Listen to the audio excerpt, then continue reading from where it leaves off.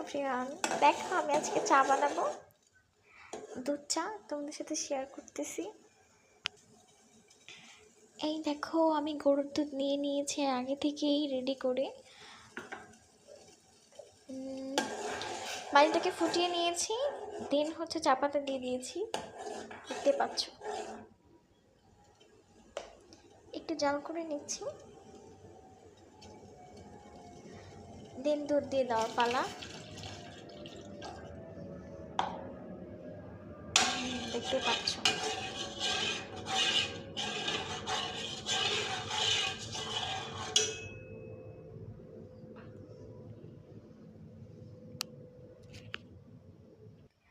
চাটাকে এখন কতক্ষণ জাল করে নিতে হবে, যেহেতু গরুর দুধের চা।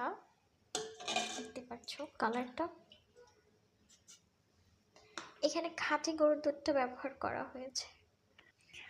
দুধটা দেওয়ার পর আমি অনেকক্ষণ জাল করব।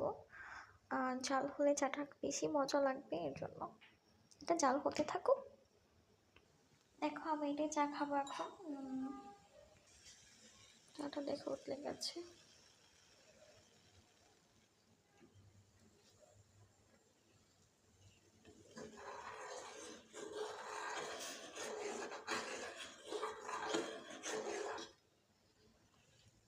যারা যারা চা লাভার আছো চলে আসো আমার পাশে, আমিও চা লাভার। বলতে পারো চাখর, চা ছাড়া আমার চলেই না। প্রায় 3 থেকে 4 মিনিট তোমাকে জাল করে নিতে হবে। দেখতে পাচ্ছ আমি চুলার আঁচ কিন্তু কমিয়ে দিয়েছি। এটা হচ্ছে, ও হ্যাঁ আরেকটা কথা, গরুর দুধ কখনো এতটা ঘন হয় না, তবুও দেখা যাক। একটা কথা, চা যত জাল দিবে ততই মজা লাগবে।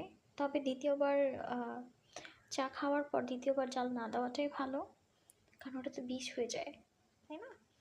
দেখতে পাচ্ছ আমার চায়ের কালারটা চেঞ্জ হচ্ছে। দেখো আমার চাটা অনেকটা শুকিয়ে গেছে অলরেডি, দেখতে পারতেছো।